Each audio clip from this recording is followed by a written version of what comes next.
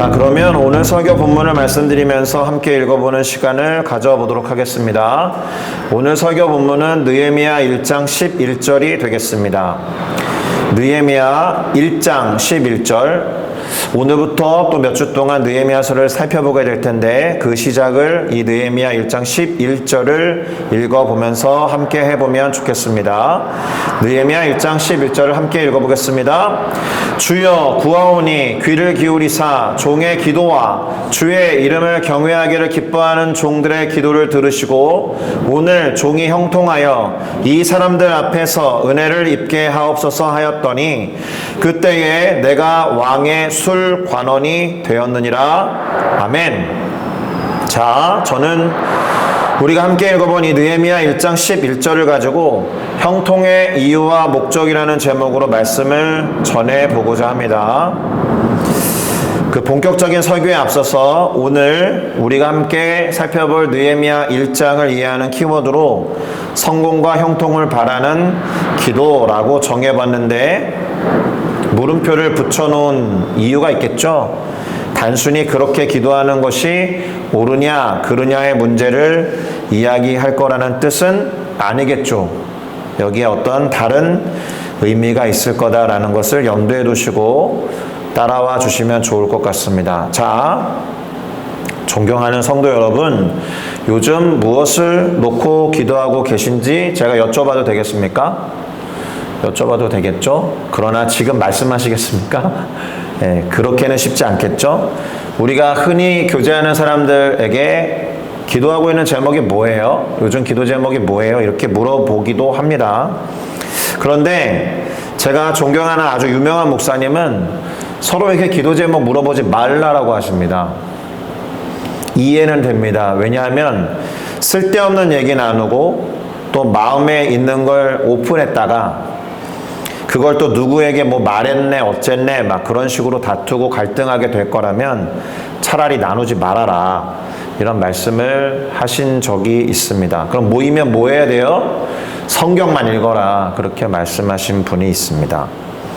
자, 그럼에도 불구하고 누군가가 무엇을 놓고 또 무엇을 위해서 기도하는지 살피는 일은 사실 중요한 일입니다. 그 사람의 관심이 무엇인지 그 사람의 필요가 무엇인지 또 공동체로 묶여있는 성도 간의 교제를 위해서도 서로 알아간다는 의미에서 그 일은 중요한 일이 될 것입니다. 또 한 가지 중요한 이유는 신앙을 점검하고 확인할 수 있기 때문에 그렇습니다. 무슨 말이냐 하면 무엇을 놓고 무엇을 위해서 기도하는지를 보면 신앙이 어떠한지도 어느 정도 보일 거다라는 거예요. 그분이 무엇에 관심을 기울이고 있는지 기도를 통해서 드러날 것이기 때문에 그렇습니다. 그래서 기도의 내용을 살펴보면 기도하는 이유가 보일 겁니다. 그러니까 누군가의 기도를 들어보면 그 사람이 기도하는 이유, 그 사람이 신앙하는 이유, 그 사람이 하나님을 믿는 이유가 보일 것이기 때문에 어떤 것을 놓고 기도하는지가 중요합니다. 물론 다른 사람의 기도를 듣고 판단하라는 의미에서 하는 말이 아닙니다. 그렇게 오해하시면 안 되고요. 내가 요즘에 어떤 기도를 하고 있는지 돌아볼 필요가 있다라는 거죠. 스스로에게 그렇게 적용해 보면 좋겠고 또는 자식들에게는 그것을 적용해 보아도 될 거라고 생각합니다. 이제 어느 정도 머리가 자라고 지혜가 쌓여간 아이들이 어떤 기도를 하는지 잘 유심 있게 살펴보다가 너무 자기 중심적인 기도만 하는 것은 아닌지 스스로에게 돌이킬 수 있는, 돌아볼 수 있는 기회를 제공하는 것도 믿는 어머님에게 중요한 역할이 될 것입니다. 자, 기도에 대해서 조금 더 이야기를 해보려고 합니다. 일단 우리는 제대로 기도하기 위해서 필요한 기도를 하기 위해서 주변 상황이나 어떤 소식에 대해서 잘 듣고 접할 필요가 있습니다. 무슨 말이냐 하면 어떤 소식을 듣거나 특정 상황을 접하게 되었을 때에 기도해야겠다 이렇게 느낄 수 있기 때문에 그렇죠. 다른 사람에게는 잘 보이지 않는 부분이 유독 내 눈에만 잘 보인다. 그러면 사실은 1차적으로 기도하라는 사인일 수 있다라고 생각합니다. 제가 어떤 집에 대한 이야기를 한번 들려드릴게요.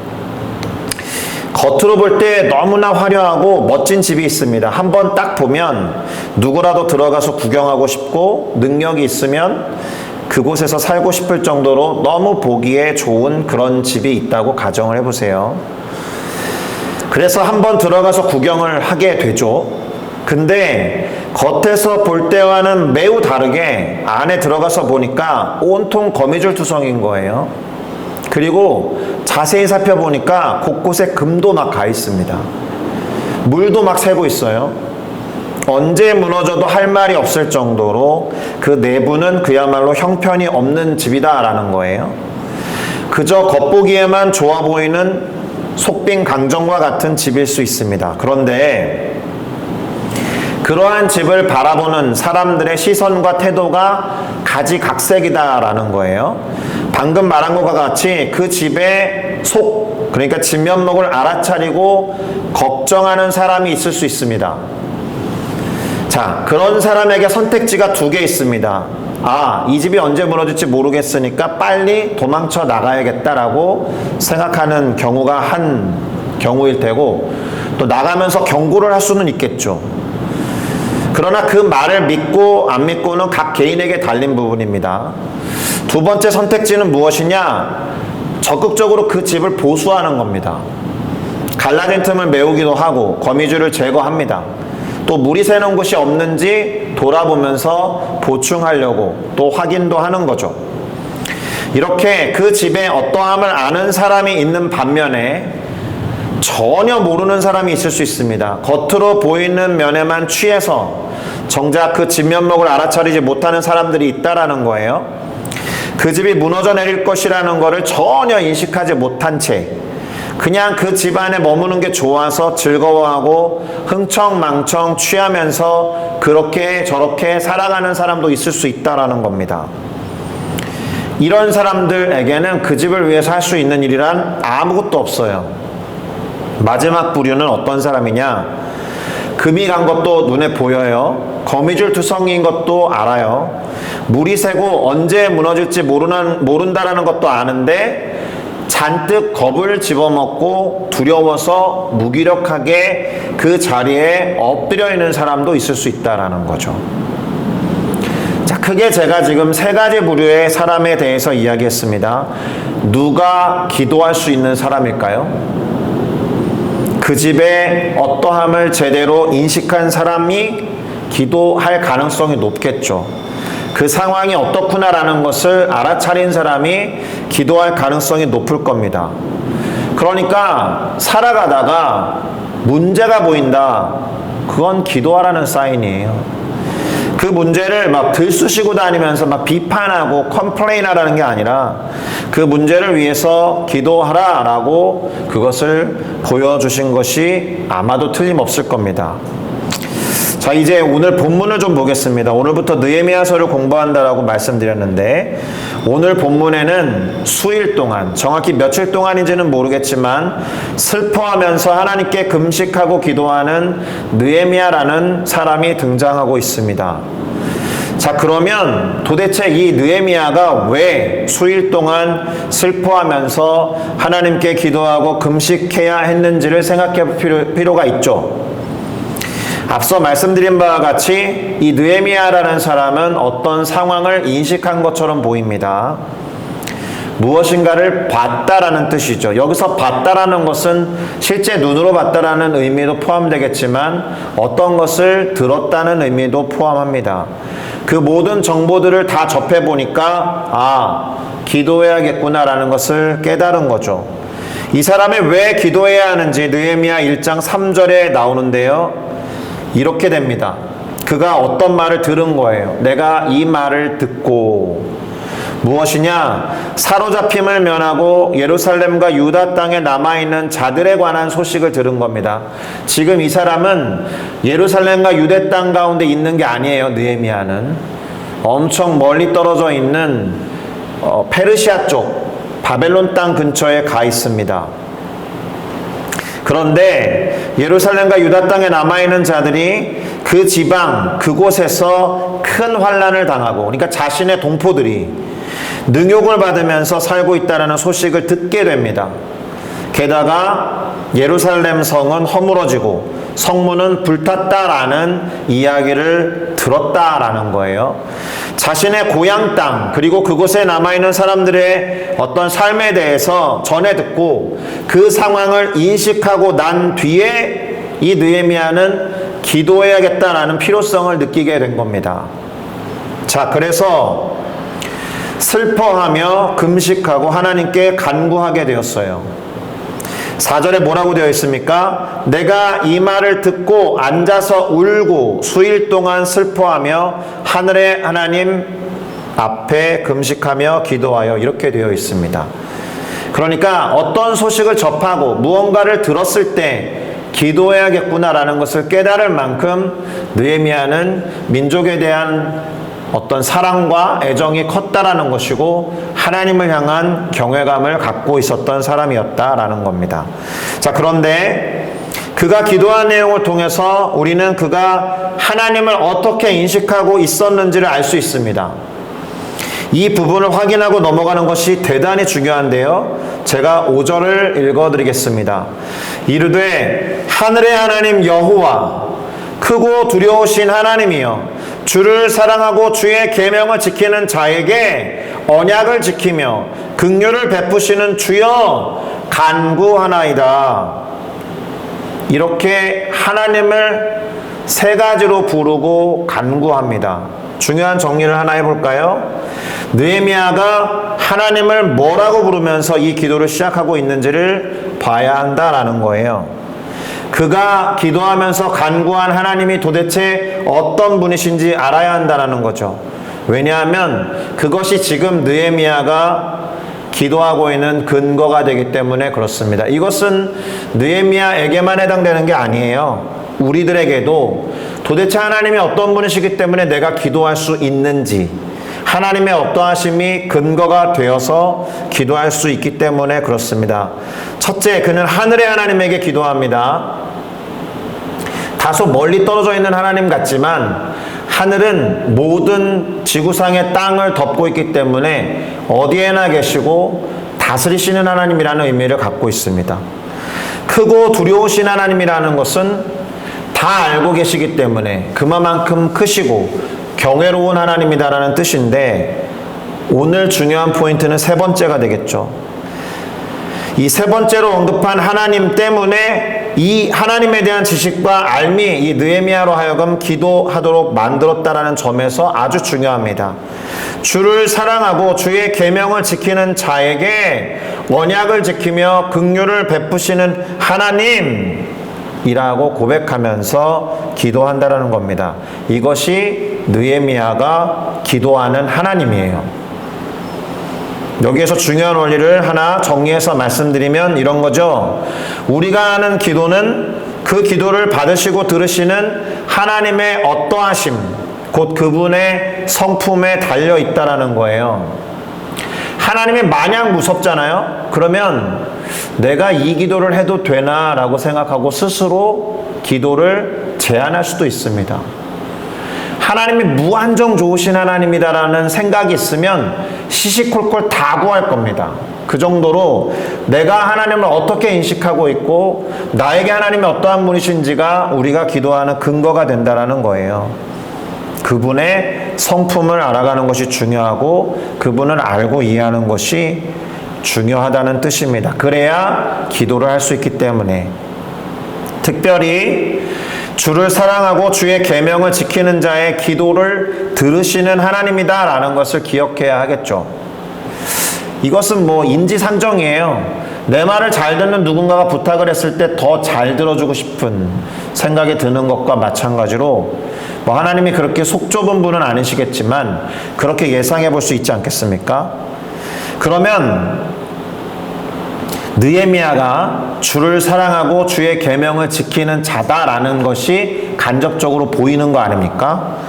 이 사람이 어떤 사람이었는지, 이 사람이 정말 주님을 사랑하고 주의 계명을 지키는 자였는지가 어디에서 드러나느냐?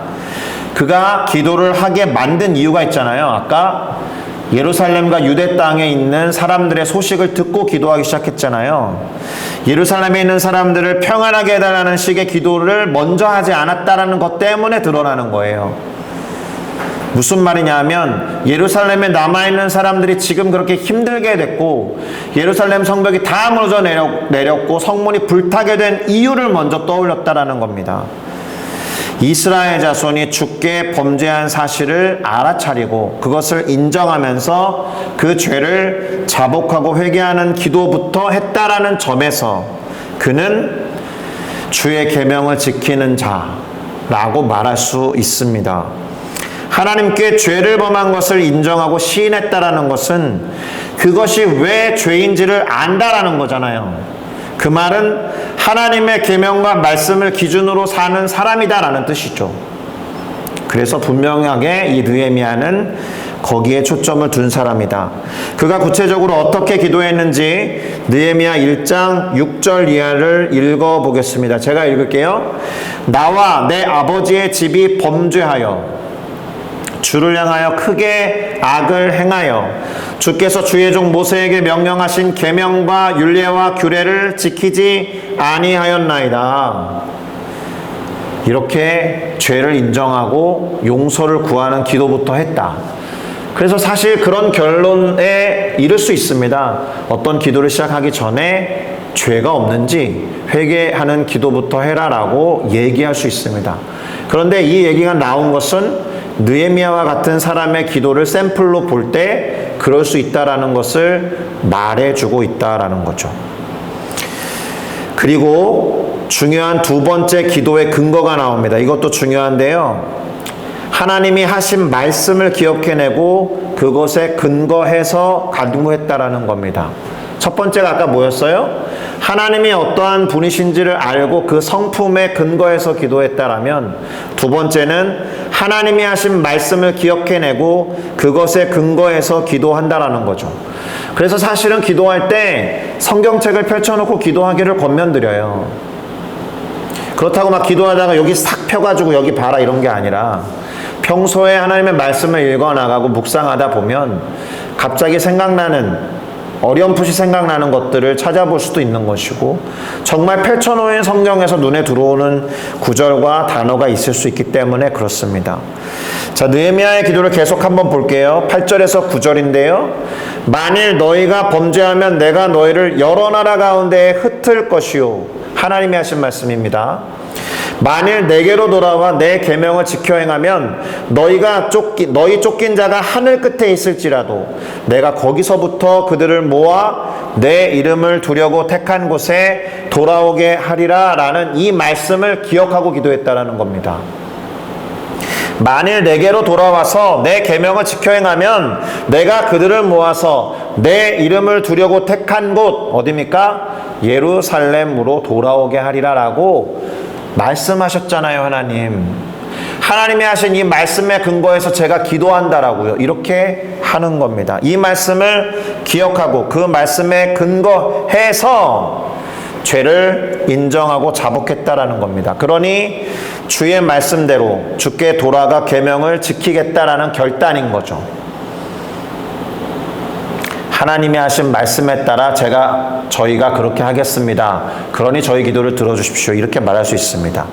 그리고 이들, 곧 자신과 함께 기도하는 이들이 주께서 일찍이 큰 권능과 강한 손으로 구속하신 주의 종들이자 주의 백성들입니다. 이렇게 말합니다. 기도에 있어서 중요한 원리를 하나 더 말해볼 수 있는데 그 전에 두 가지를 다시 리마인드 시켜드리면 하나님이 어떠한 분이신지를 알고 그것에 근거해서 기도하는 것 하나, 하나님이 하신 말씀을 기억해내고 그 말씀에 따라 기도하는 근거 둘, 세 번째는 무엇이냐? 정체성을 기억하고 그 정체성에 합당하게 기도해야 한다라는 겁니다. 주께서 일찍이 큰 권능과 강한 손으로 구속하신 주의 종들이자 주의 백성들이 기도합니다. 그러니 기도에 응답해 주십시오. 라고 아주 매끄럽게 이어서 기도할 수 있지 않습니까?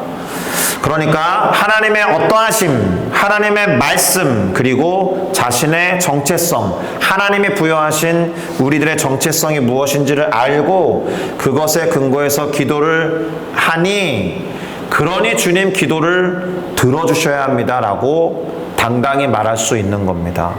기도할 수 있는 중요한 근거 세 가지를 반드시 기억해야 합니다. 하나님의 어떠하심, 하나님의 말씀, 그리고 하나님이 우리 가운데 부여하신 정체성에 근거해서 기도하자. 그리고 나서 마지막 부분에 우리가 오늘 읽었던 설교 본문 느헤미야 1장 11절과 같이 이 사람이 기도합니다. 같이 읽겠습니다. 시작. 주여 구하오니 귀를 기울이사 종의 기도와 주의 이름을 경외하기를 기뻐하는 종들의 기도를 들으시고 오늘 종이 형통하여 이 사람들 앞에서 은혜를 입게 하옵소서.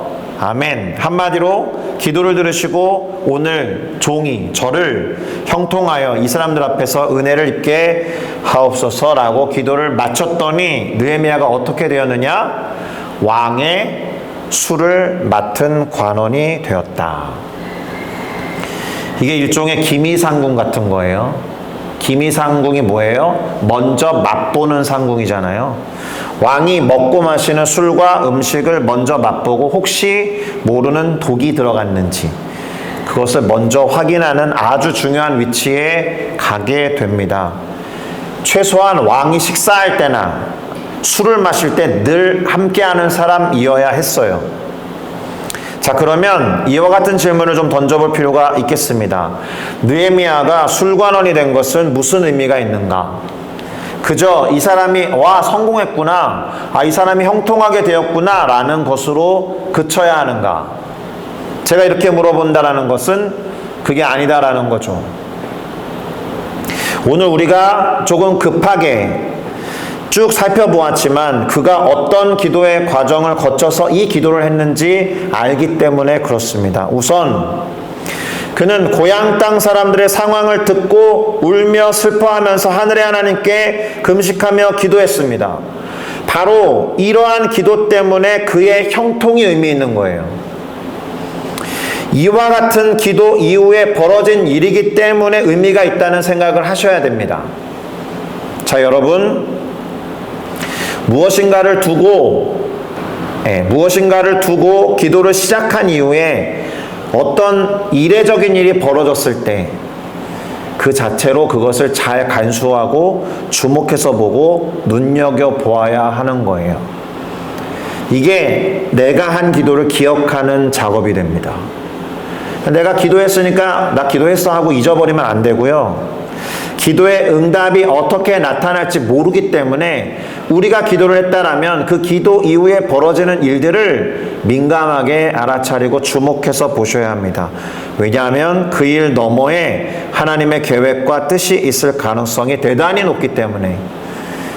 이 말의 전제는 뭐예요? 하나님이 내 기도를 들으시는 분이다라는 믿음 때문에 그렇습니다. 다른 이유가 아니라 기도를 했기 때문에. 그러니 기도 이후에 더 살피고 더 깊이 헤아리는 작업이 필요한 거예요. 그렇게 하는 게 어떤 의미가 있느냐? 기도의 연장선상에 있는 대단히 중요한 작업이 되기 때문에 그렇습니다. 자, 정리를 해볼까요? 무엇인가를 보는 사람은 기도할 수 있는 사람이라고 말씀드렸죠. 그리고 기도를 했다면 그 이후에 벌어지는 일들을 더 자세히 살펴보아야 한다는 거예요. 제가 지금 동사를 의도적으로 2개를 썼습니다. 봤죠? 봤으니까 기도했죠? 기도했으니까 봐야 되는 거예요. 보다, 기도하다, 보다, 이것을 잘 연결 지어서 과정에 충실하셔야 됩니다. 자, 느헤미야는 민족의 상황을 봤죠? 들었죠? 그래서 기도를 했죠? 기도하는 과정 중에 주님, 형통하여 이 사람들 앞에서 저로 하여금 은혜를 입게 하소서라고 기도했죠? 그 다음에 뭘 봤어요? 내가 술관원이 된 것을 본 거예요. 이 상황을 잘 눈여겨봐야 합니다. 그저 보기에는 형통을 구한 것처럼 보이지만 느헤미야가 형통을 구한 이유가 있잖아요. 민족을 걱정하면서 울면서 했던 기도의 일부다라는 것을 기억하면 적어도 이 형통에는 다른 이유와 목적이 있는 겁니다. 그리고 왕의 술관원이 되는 형통을 드디어 취하게 돼요. 대단히 중요하고 높은 지위에 오르게 된 거예요. 그러니 그에게 받고 기도했는데 형통이라는 것이 주어진 이 상황을 더 자세히 느헤미야는 들여다봐야 되는 거예요. 더 자세히 곱씹어 봐야 되는 거예요. 내가 기도했는데 나 지금 술관원이 됐구나. 와, 행복하다. 이게 아니다라는 거죠. 역시나 기도를 했기 때문에 그렇습니다. 더불어서 우리는 사실은 느헤미야가 구한 것이 형통이 아니었다라는 것을 기억해야 합니다. 그는 이 형통을 민족을 위한 도구와 수단으로 삼고자 그렇게 기도했다라는 거예요. 자, 이렇게 마무리하겠습니다. 하나님이 허락하시는 대부분의 형통은 사실 반드시 이유와 목적이 있습니다.